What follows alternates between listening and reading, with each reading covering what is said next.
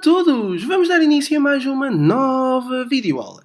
Nesta videoaula irei dar seguimento à resolução de exercícios referentes à disciplina de Físico-Química A, nomeadamente à parte de Física de 11º ano. Irei então nesta videoaula terminar a componente do movimento, resolvendo exercícios referentes ao movimento circular e uniforme. Vou então, sem mais demoras, proceder à resolução do primeiro exercício, que diz o seguinte. Agora desafinei um bocadinho, não foi? Desculpem. Ora, dois estudantes universitários resolveram testar algumas leis da física que aprenderam no ensino secundário. Até tenho medo. Para isso, foram passear de automóvel por estradas pouco movimentadas. Enquanto um dos estudantes conduzia o veículo, o outro fazia medições com um cronómetro e tirava apontamentos. Depois é dado um esquema onde é apresentada uma rotunda, aqui, e basicamente o traçado do veículo, que tem mais ou menos este sentido. Onde há aqui um ponto que é considerado o ponto A, já na rotunda, um ponto que é considerado o ponto B, também ainda na rotunda, depois um ponto C e um ponto D. É dito que a distância ao centro, deixem-me colocar outra cor, senão é difícil de perceber. A distância até ao centro da rotunda são 19,1 metros. E vou continuar a ler o enunciado. O percurso entre os pontos A e D encontra-se sempre no mesmo plano horizontal. Admite que a trajetória é circular de raio 19,1 metros entre os pontos A e B. E que nesse percurso o automobilista manteve o velocímetro do automóvel a marcar 36 km por hora. Portanto, velocímetro entre A e B, constante, com o valor de 36 km por hora. Isto é importante. A primeira linha pede para, considerando o percurso entre A e... Ou melhor, pede para considerar o percurso entre A e B. E depois dá várias subalíneas. Ora, então vamos considerar o percurso A e B. Portanto, estamos num movimento circular, claro está. Então, dentro da linha A, primeira subalínea. A velocidade do automóvel foi constante? Justifica. Esta é da praxe. Então se é dito que é constante e não é constante, estamos no percurso A, B. Pois, mas não é constante. A velocidade num movimento que é circular, numa trajetória que é circular, mesmo que o velocímetro diga que o valor é constante, a velocidade não o é, porque aqui implica mudanças de direção. É muito importante. E como há a variação da direção, para que a velocidade se mantenha igual, tem de haver aceleração para compensar. Se a velocidade fosse constante, então o velocímetro ia diminuindo de velocidade, porque a própria direção por si só já iria causar um abaixamento na velocidade. Certo? Esta é a justificação. Portanto, a velocidade do automóvel não foi constante. Pese embora o seu valor absoluto e o valor dado no velocímetro o evidenciasse. Mas isso é outra questão. Para a velocidade aparecer constante no velocímetro, teve de haver aceleração, ok? A velocidade do automóvel não foi constante. Devido ao facto de o automóvel, estou-me a repetir, mas tudo bem, apresentar uma mudança de direção, vírgula, o que para manter o velocímetro constante exigiu que houvesse aceleração. Esta questão é muito importante mesmo, acreditem, tá bom? Vamos então agora à segunda subalínea, que diz o seguinte: qual foi a distância percorrida pelos estudantes neste troço, sabendo que demoraram 2,20 segundos? Bom, vamos então aqui tratar os dados, tá bom? Eu sei que o raio é 19,1 metros, ainda há bocado eu acrescentei ali. A velocidade 36 km por hora. Ora, vamos multiplicar por 1000 metros num quilómetro e multiplicar por 1 hora em 3600 segundos e passamos a obter 10 metros por segundo. E a partir daqui temos também o tempo, se preferirem a variação do tempo, mais justo, que foi de 2,20 segundos. Ora, a partir daqui eu sei que a velocidade é a distância percorrida sobre o tempo. Eu basicamente tenho a velocidade, tenho o tempo, vou saber a distância, que será 10 vezes 2,20, que dará 22 metros. E então chegamos aqui à distância percorrida. Terceira subalínea, e vamos ver se ainda dá aqui. Se não der, eu passo para outra página.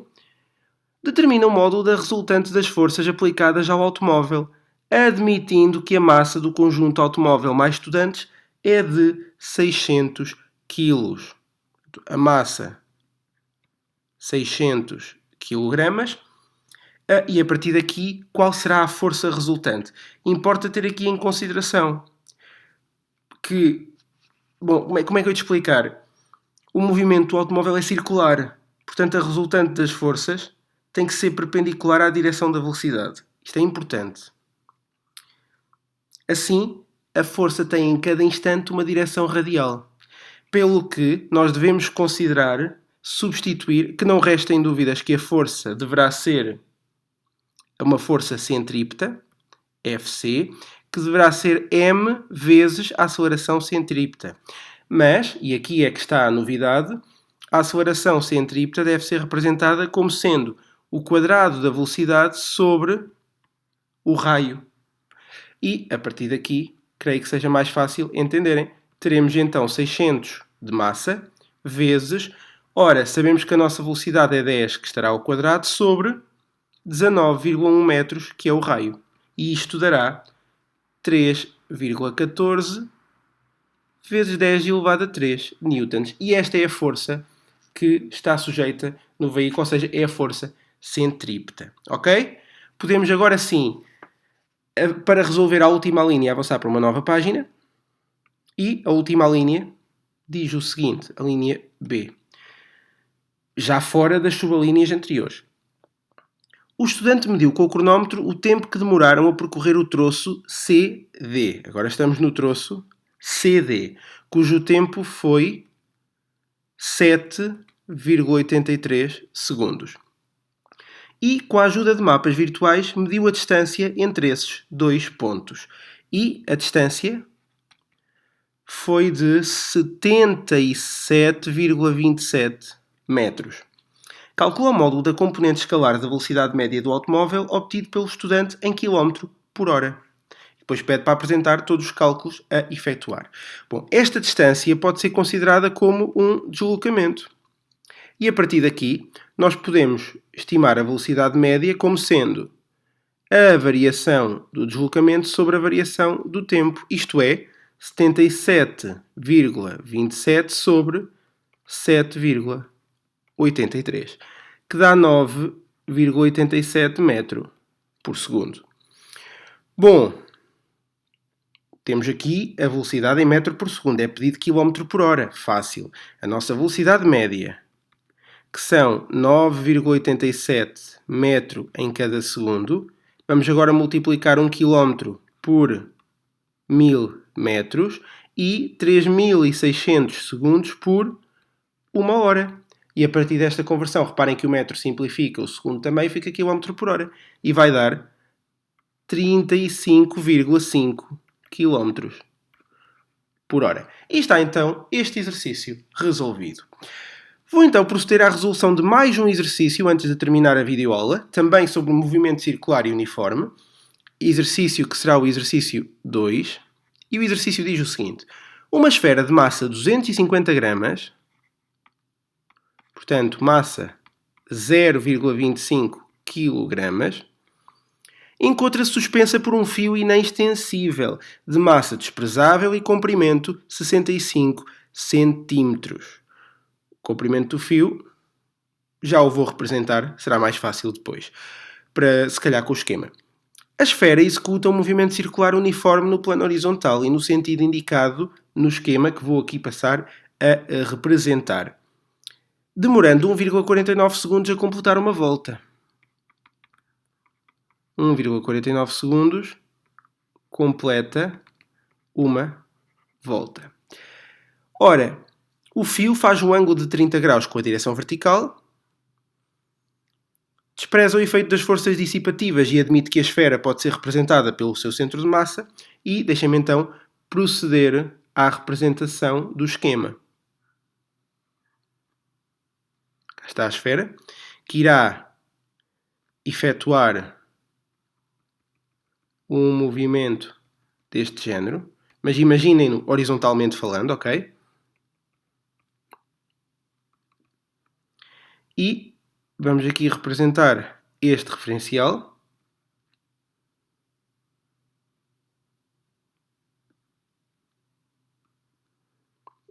E o sentido que será este.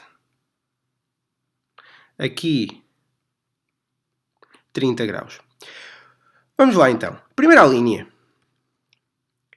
Podemos afirmar que durante o movimento, tem várias opções, eu vou apenas colocar a correta.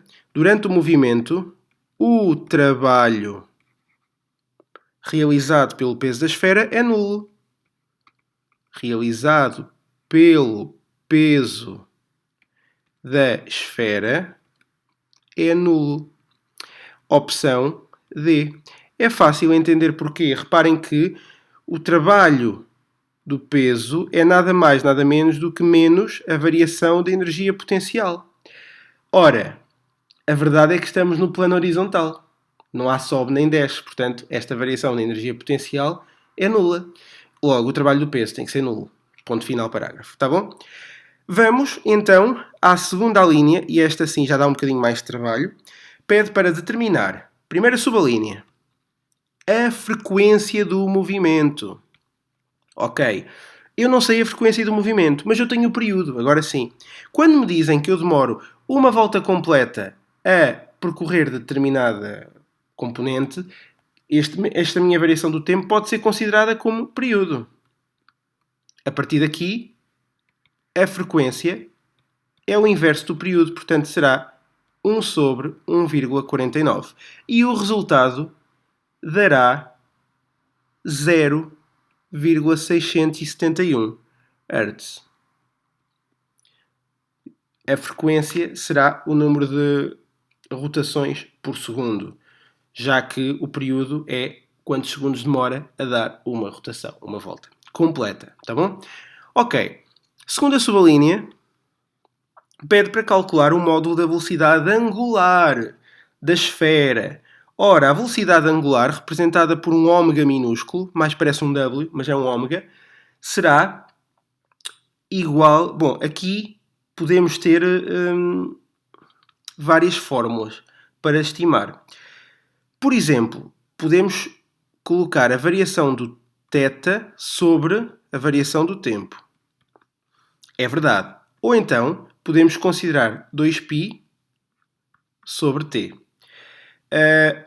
Acho que é mais simples. E a partir daqui, o 2π é constante e o período é 1,49. Portanto, neste caso, o resultado dará 4,22 radianos por cada segundo.